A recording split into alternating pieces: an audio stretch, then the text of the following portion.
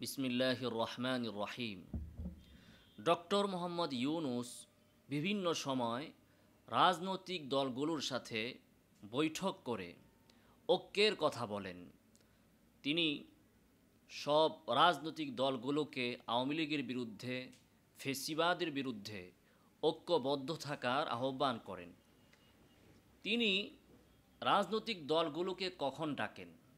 Doctor Yunus যখন দেখেন যে তার পায়ের নিচে মাটি নাই, যখন দেখেন যে আওয়ামী লীগ ছাত্রলীগ কোনো আন্দোলন ডেকেছে, কর্মসূচি দিয়েছে, কিংবা তার পদত্যাগের ব্যাপারে বা তার কোন উপদেষ্টার পদত্যাগের জন্য ছাত্ররা, জনগণ সচিবালয় অবরোধ করছে, সচিবালয়ের সামনে বিক্ষোভ করছে, যখন তিনি দেশে এই ধরনের ক্রাইসিস দেখেন, তখন তিনি রাজনৈতিক দলগুলোকে ডেকে ঐক্যবদ্ধ থাকার কথা বলেন, ঐক্যের নসিহত করেন। কিন্তু যেইমাত্র তার বিপদ কেটে যায় এবং তিনি যখন কোনো সিদ্ধান্ত গ্রহণ করার ইচ্ছা পোষণ করেন, তখন তিনি আবার এমন এমন সিদ্ধান্ত গ্রহণ করেন যে সিদ্ধান্তগুলো জাতির ঐক্যকে বিনষ্ট করে দেয়। যেমন দেখুন, জাতিসংঘের আবাসিক অফিস বাংলাদেশে করা, এর যে অনুমোদন তিনি দিয়েছেন, এই অনুমোদন দেওয়ার পূর্বে কিন্তু তার মনে হয়নি যে এই বিষয়টাতে বাংলাদেশের রাজনৈতিক দলগুলোর সাথে কথা বলা উচিত। বিএনপি, জামায়াতে ইসলামী এবং অন্য অন্য যে ইসলামিক দলগুলো আছে, খেলাফত মজলিস, ইসলামী আন্দোলন বাংলাদেশ ইত্যাদি অনেকগুলো দল বাংলাদেশে আছে। সেই দলগুলোর সাথে কোনো একটা আলোচনা তো দূরের কথা, তাদের সাথে একটা শব্দও তিনি তখন বলেন না। তিনি নিজের ইচ্ছা মতো সিদ্ধান্ত গ্রহণ করেন। শুধু এটাই নয়, তিনি তার এই এক বছরের ভিতরে এ ধরনের বেশ কিছু বিতর্কিত সিদ্ধান্ত গ্রহণ করেছেন, বিতর্কিত কিছু বিষয়কে তিনি অনুমোদন দিয়েছেন। এগুলোর পূর্বে তিনি কারো সাথে কোনো কথা বলেননি। তো এর দ্বারাই বোঝা যায় যে ডক্টর ইউনূসের কাছে এই রাজনৈতিক দলগুলো পুতুল খেলার মতো হয়ে দাঁড়িয়েছে এবং তিনি এই ঐক্যের মোলা ঝুলিয়ে তিনি তার ইচ্ছে মতো যা খুশি তাই তিনি করে নিচ্ছেন। যেমন জাতিসংঘের অফিস বাংলাদেশে করা, এই বিষয়ে বাংলাদেশের একজন মানুষও তার কাছে আবেদন করেনি, এর জন্য কোনো মানুষ মিছিল মিটিং করেনি, কিংবা জাতিসংঘ তার উপর চাপ প্রয়োগ করেনি। স্বাধীনতার পর 50 বছর যে জিনিসটি ছিল না, ডক্টর ইউনূসকে কেন ক্ষমতা গ্রহণ করে ওই জিনিসটাই করতে হবে, যেখানে এই বিষয়টাতে বাংলাদেশের ধর্মপ্রাণ মুসলমানদের আপত্তি রয়েছে, এই বিষয়ে তারা বিক্ষোভ দেখিয়েছে। তো তাদেরকে উপেক্ষা করে, আলেমদেরকে উপেক্ষা করে, বাংলাদেশের ধর্মপ্রাণ মানুষকে উপেক্ষা করে কেন ডক্টর ইউনূসকে এই সিদ্ধান্তটি গ্রহণ করতে হলো?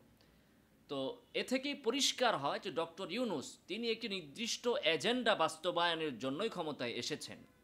তিনি পশ্চিমাদের কিছু কালচার এবং তাদের কিছু নীতি আদর্শ এবং তাদের কিছু স্বার্থ তিনি বাংলাদেশে প্রতিষ্ঠিত করতে চান। এই বিষয়ে ইসলামিক দলগুলোর যতই আপত্তি থাকুক, সেদিকে তার ভ্রুক্ষেপ করার কোনো সুযোগ নেই। সেজন্যই তার এই বিতর্কিত পদক্ষেপগুলোর কারণেই ডক্টর ইউনূসের জনপ্রিয়তা দিন দিন হ্রাস পাচ্ছে, তার জনপ্রিয়তায় ধস নেমেছে। আমরা দেখেছি কয়েক মাস পূর্বেও বাংলাদেশের অনেক মানুষকে বলতে শোনা যেত যে ডক্টর ইউনূসকে আমরা 5 বছরের জন্য চাই। কেউ আবার অতি আবেগে বলে ফেলতো যে ডক্টর ইউনূস আজীবন থাকুক।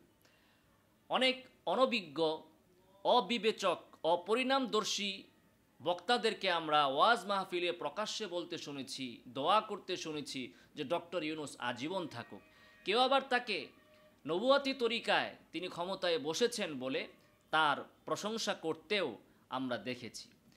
কিন্তু ডক্টর ইউনূস তার অতীত জীবন সম্পর্কে যারা অবগত আছেন, তারা নিশ্চয়ই প্রথম দিন থেকেই এই বিষয়ে উদ্বিগ্ন ছিলেন, শঙ্কিত ছিলেন যে এই ব্যক্তি দ্বারা পশ্চিমাদের দাসত্ব বাংলাদেশে প্রতিষ্ঠিত হবে।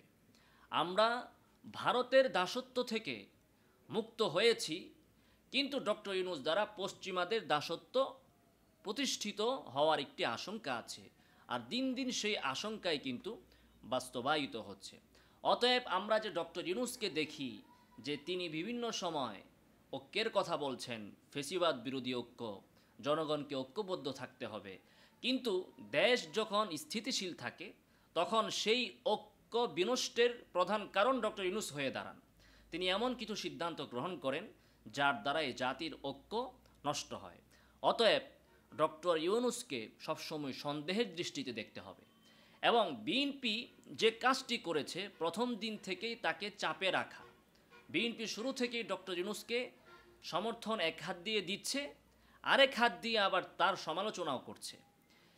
কারণ হচ্ছে বিএনপি বুঝতে পেরেছে যে এই ব্যক্তিকে যদি অবাধ ক্ষমতা দিয়ে দেওয়া হয়, লাগামহীন সমর্থন যদি তাকে দেওয়া হয়, তাহলে এই ব্যক্তি ক্ষমতাও ছাড়বে না এবং সে বিতর্কিত কিছু ঘটাবে বাংলাদেশে।